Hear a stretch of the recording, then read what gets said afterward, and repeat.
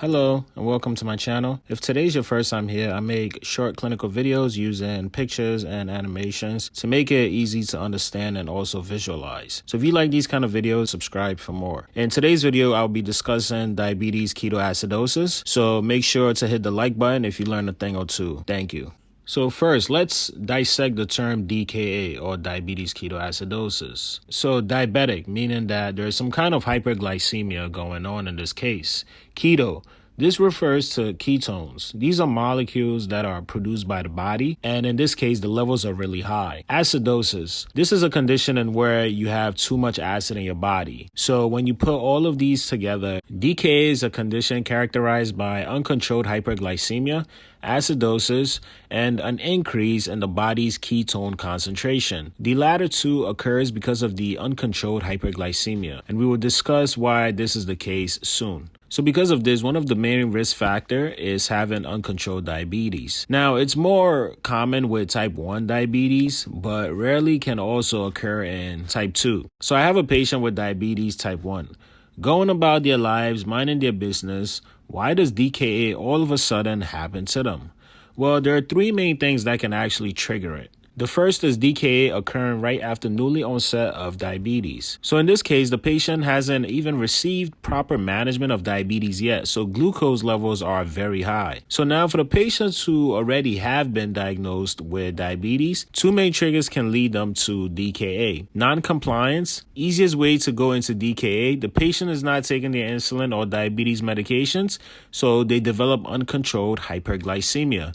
Next trigger, the stress that comes with an acute illness, an infection, trauma, or surgery. So now we know the things that can trigger the onset of DKA. Now allow me to illustrate the pathophysiology of this. So first, let's see what happens in normal circumstances when you consume this bagel here.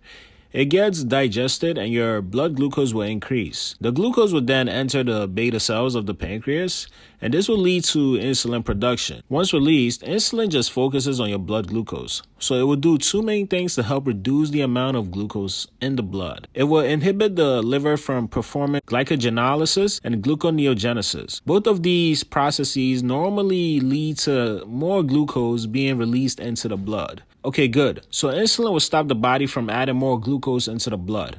But what about the glucose that's already in the blood after the bagel?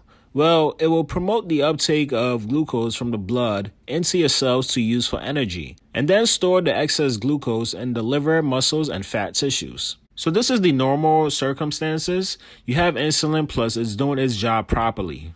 But in DKA, the patient has diabetes baseline. So we can make a conclusion that insulin production is diminished and insulin is not working well. So because of this, insulin cannot inhibit the process of glycogenolysis and gluconeogenesis. Inhibition normally reduces the blood sugar, and in this case, the blood glucose will increase. In a diabetic patient, there is an increase in the levels of glucagon as part of the pathophysiology. Glucagon promotes glycogenolysis and gluconeogenesis. So there's a lot of glucose in the blood and cells cannot use it. And then you have the triggers that will make this problem 100 times worse. So patient is not complying with their insulin. The problem is not going to get any better. It will keep progressing. Or an acute illness or infection that puts a lot of stress on the body. The body's energy requirement will increase in this case, but guess what? The cells can't get this energy because the glucose is stuck in the blood. So yes, this will lead to uncontrolled hyperglycemia, which is the first abnormality before the ketoacidosis kicks in. So your body now has a lot of glucose in the blood. Cells are unable to get any glucose. The body is panicking. It needs to tap into another source of energy. Your fat cells will be broken down in a process known as lipolysis. This will release fatty acids into the blood. The fatty acids are broken down and they form ketones. Ketones are molecules that the body uses when the main source of energy, glucose, is cut off. So ketone levels will increase in the blood. These molecules are acidic, which will make your blood pH more acidic. So metabolic acidosis. Let's put everything together. So DKA patients normally present with the 3 P's associated with diabetes. Polydipsia, because of all the glucose in the blood being excreted in the urine, a lot of water follows to dilute the urine to reduce its concentration. Because you lose a lot of water, you become very thirsty. Polyuria, This is related to what I just explained. You're making more urine during the fluid loss from the body. Polyphagia. Can someone comment down below why this occurs? Now, patients can also experience some nausea. Another sign patients may present with is Kussmaul breathing, which is a fast, deep breath that occur in response to the metabolic acidosis. Your body is trying to remove any excess acid like CO2 from the blood to help the acidity, so it will do it by breathing it out. Some providers may appreciate a fruity scent to the patient's breath. This is indicative of the presence of acetone, which is a type of ketone. Lastly, since DKA can be triggered by an infection, patients may also present with that infection-specific symptom. For example, pneumonia, the patient will be coughing. By the way, I have a video on the management of pneumonia. The link is right above. So aside from these symptoms, patients may have some other lab abnormalities that we may see. First is the glucose. This is usually going to be over 250 milligrams per deciliter. The pH of the arterial blood will be more acidic due to the ketones, so less than 7.3. The serum bicarb levels will also be less than 15 milliequivalents per liter. This is because all the acid in the blood is neutralized by the bicarb, which is a base, and when this happens, the levels of the bicarb decreases. The anion gap pretty much measures the difference between the negatively charged and positively charged electrolytes in your blood. If the anion gap is too high, your body is more acidic than normal. I will make a separate video and thoroughly break down that topic. Patients may also present with electrolyte imbalances. Normally, glucose that's filtered in the kidney gets reabsorbed back into the blood. In uncontrolled hyperglycemia, this process becomes saturated. This increases the concentration of the lumen relative to the blood. So water will then flow into the lumen, and that will increase the volume of excretion. Because large amounts of fluid is lost, it drags electrolytes such as sodium, potassium, calcium, magnesium with it. Lastly, we expect the ketones in the blood or urine to be elevated. And also, depending on if an infection is the trigger for the DKA, the appropriate cultures or radiograph must be obtained for confirmation. So once diagnosis is confirmed, management should begin. DKA is an acute complication, so the initial management all happens in the hospital. So the first thing we want to do is replace the fluid that's being lost, provide insulin therapy, electrolyte replacement, and other supportive care.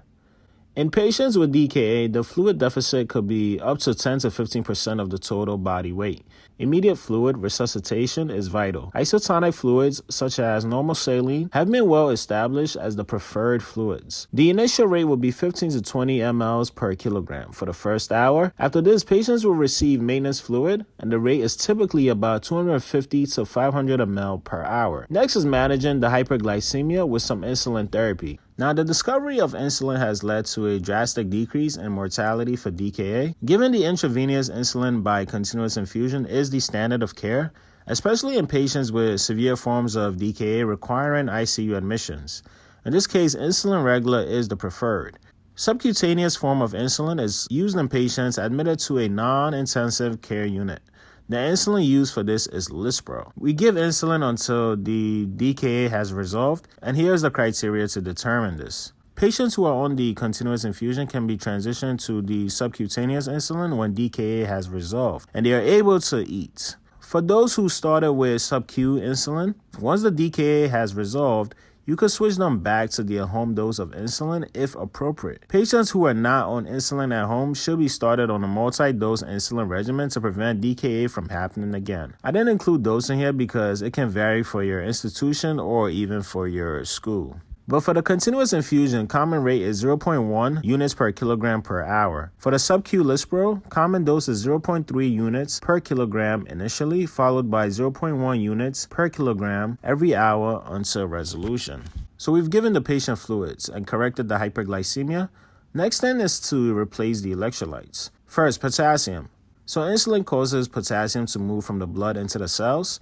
This will further lower the potassium concentration, potentially resulting in severe hypokalemia. So in these patients, we must provide fluid resuscitation and potassium replacement while delaying the commencement of insulin until after potassium levels are normal to avoid any cardiac arrhythmias, cardiac arrest, and respiratory muscle weaknesses. Next, magnesium. Hypokalemia is commonly associated with hypomagnesemia. Having low magnesium actually increases the amount of potassium that is excreted, so this must be corrected first with the appropriate replacement therapy. Lastly, DKA patients present with low low serum bicarb, which goes hand in hand with the acidemia.